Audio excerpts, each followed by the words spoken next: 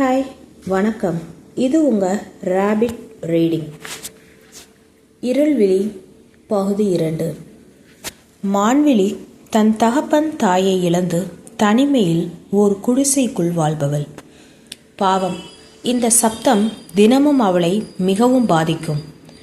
ஒவ்வொரு இரவும் அந்த ஊர் மக்களுக்கு போர்க்களத்திலிருந்து தப்பி வருவது போல்தான் இருக்கும்.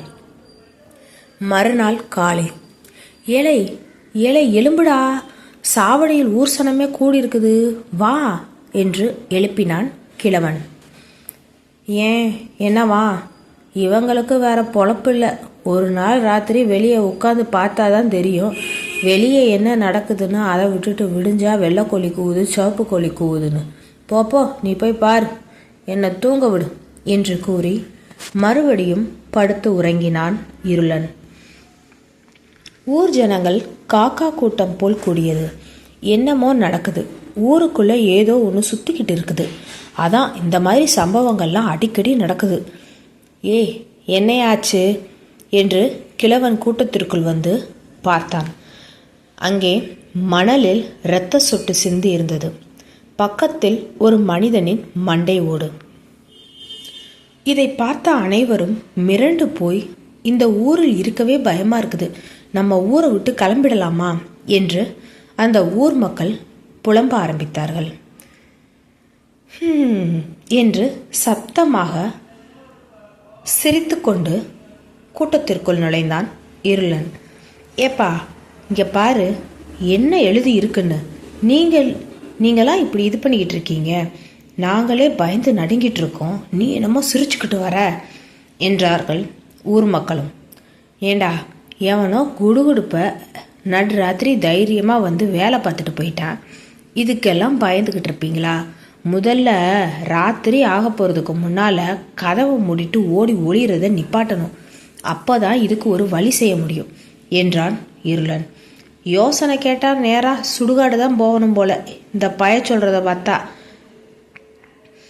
இந்த ஊரும் சரியில்லை. இதோ இதுக்கு பக்கத்தில் இருக்கிற தெற்கு பக்க காடும் ஆபத்து. அங்கே போன எவனும் உருப்படியாக வந்ததில்லை. தன்னை மறந்து பயந்து கிறுக்கு பிடிச்ச மாதிரி தான் வருவானுங்க. அதுலேயும் அந்த காட்டில் இருக்கும் ஏதோ ஒன்று தான் இதுக்கெல்லாம் காரணம்.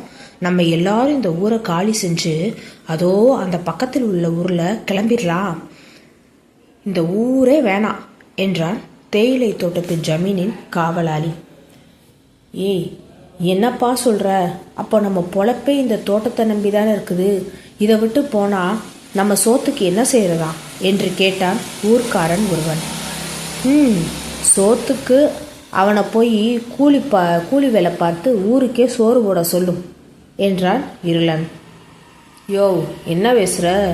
என் பக்கத்து ஊருக்காரன் இந்த ஊருக்கு தானே வரான் வேலைக்கு என்று கோபமாக கேட்டான் காவலாளி.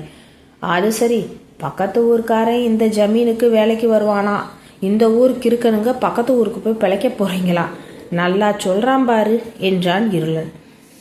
இங்கே பாரு இருளா, உனக்கு சரி அக்கு தொக்கு இல்லாத இங்கே இருக்க எல்லாரும் குடும்பம் நடத்துகிறவங்க என்று கோபத்துடன் கடிந்தான் காவலாளி. என்ன குதிக்கிற? இந்த சவுடாலெல்லாம் இங்கே வேணாம்ப்பு. ஊர்க்கார பயலுங்க ஊரை விட்டு துரத்த சதி நடத்துகிறதா இது தெரியுது. பேயா பூதமா காட்டேரியா? இங்கே பாருங்கடா, மீச வச்ச ஆம்பளை எவனோ அவன் இன்னைக்கு ராத்திரி கண் முழிச்சு வீட்டுக்கு வெளியே உட்காருங்கடா, நானும் இருக்கேன், பார்ப்போம், காட்டேரி வந்தால் கச்சேரி நடத்துவோம் என்று சவால் விட்டான் இருளன். அங்குள்ள இளவட்டங்கள் அனைவரும் ஒன்று கூடி, நாம் எல்லாரும் இன்னைக்கு உட்காருவோம், பார்ப்போம் யார் வரான் என்று சவால் செய்தார்கள். இந்த பயலுங்க இருளம் பேச்சை கேட்டு உசுர விட்டுட்டு போய் சேர போறாங்க, போங்க என்று தங்கள் வீட்டு பிள்ளைகளிடம் எவ்வளவோ சொல்லி பார்த்தார்கள்.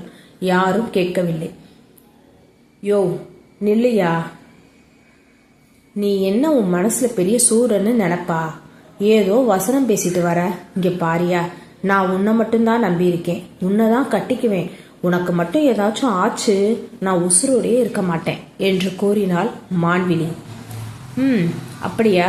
அப்போ சரி, நீயும் இன்னைக்கு எங்கள் கூட வந்து உட்கார வருவியா என்ன? போப்போ, சும்மா ஏதாவது எல்லாரும் பேசுகிறதையும் நீயும் பேசாத. ஏதோ யாரும் இல்லை, ஊரை விட்டு ஒதுக்கி வச்சுட்டாங்கன்னு பாவம் பார்த்து தான் உன் அப்பனுக்கு நான் சொல்லி வச்சேன், அவனுக்கு கொல்லி வைக்கிறேன்னு. அதே மாதிரி செஞ்சேன். மற்றபடி வேற ஒரு மண்ணாங்கட்டியும் இல்லை. புரியுதா? போய் சேருப்போ என்று சத்தம் போட்டான் இருளன்.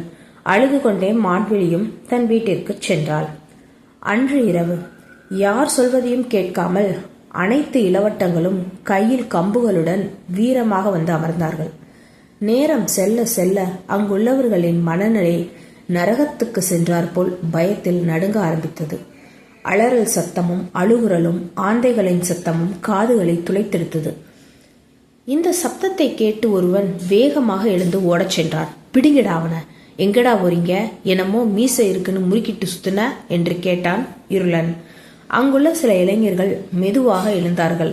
இருளா, எங்களுக்கும் பயமா இருக்குது, எங்களை விடு, நாங்களும் வீட்டுக்குள்ள போறோம் என்று கூற ஆரம்பித்தார்கள்.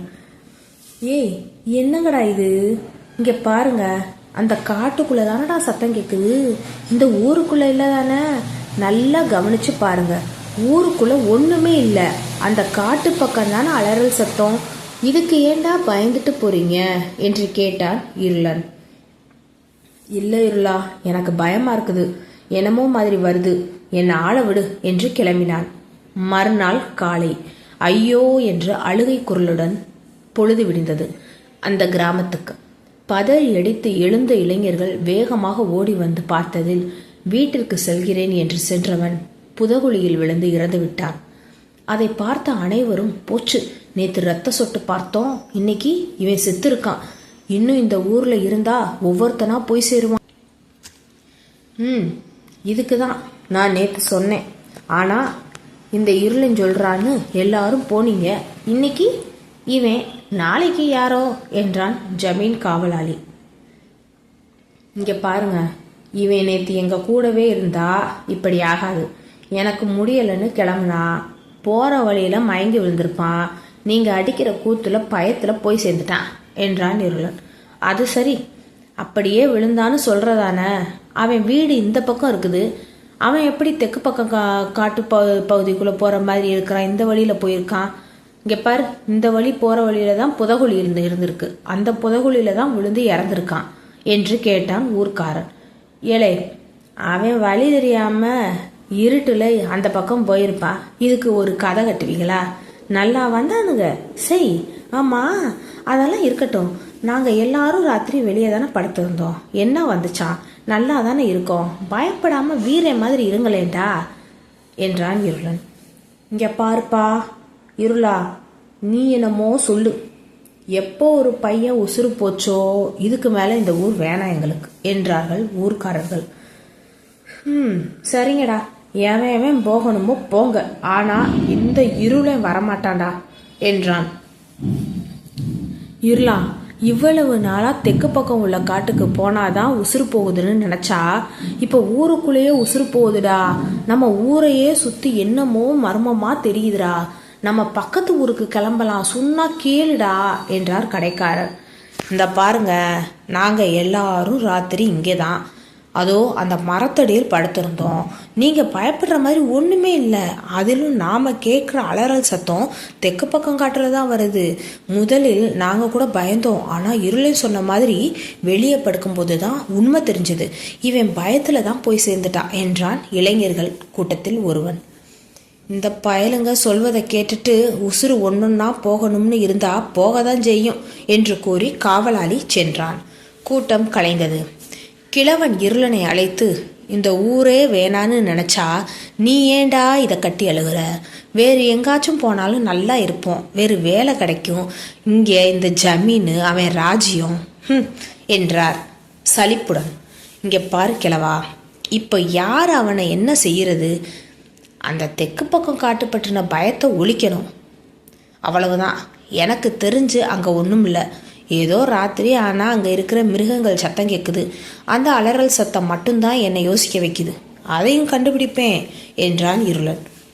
தேவையில்லாத வேலை, ஊரோட ஒத்து போக பாரு, நீ சொல்கிறதும் சரின்னு வச்சுக்கோ, அப்போ அந்த காட்டுக்குள்ளே போயிட்டு திரும்ப வரவன் எல்லாம் ஒன்று கிறுக்கு பிடிச்ச மாதிரி தான் வரான், தன்னையே மறந்த நிலையில் வரான், இல்லை இதோ ஏதாவது புதகுழிக்குள்ளே விழுந்து சாகுறானுங்க, எப்படியும் எவனும் உருப்படியாக வர்றது கிடையாது. இதுக்கு என்ன சொல்ல வர? இதெல்லாம் அந்த காட்டுக்குள்ளே இருக்க மர்மம். அந்த மர்மத்தை தேட நினச்சா நம்மையே ஒரு நாள் தேடுற நிலமை வந்துடும், பார்த்துக்கோ என்றார் கிழவன். போதும் போதும், கஞ்சியை கொடு, குடிச்சிட்டு கிளம்புறேன் என்றான் இருளன். என்னமோ போ, உன்னை திருத்த முடியாது, உனக்கு ஒரு கால் கட்டு போட்டாதான் சரியா வரும் என்று கூறிவிட்டு சென்றார் கிழவன். சிறிது நேரம் கழித்து இருளன் செல்லும் வழியை மறித்த மான்விழி, இந்தா உனக்காக கருவாடு செஞ்சு கொண்டு வந்தேன் என்று தூக்குச்சட்டியை கொடுத்தாள். பயணம் தொடரும். இந்த ராபிட் ரீடிங் கதையில் இந்த கதை உங்களுக்கு பிடிச்சிருந்தா லைக் பண்ணுங்கள், ஷேர் பண்ணுங்கள், சப்ஸ்கிரைப் பண்ணுங்கள், பெல் ஐக்கானை கிளிக் பண்ணுங்கள். அப்போ தான் தொடர்ந்து அடுத்த பகுதியும் உங்களால் கேட்க முடியும். தேங்க்யூ.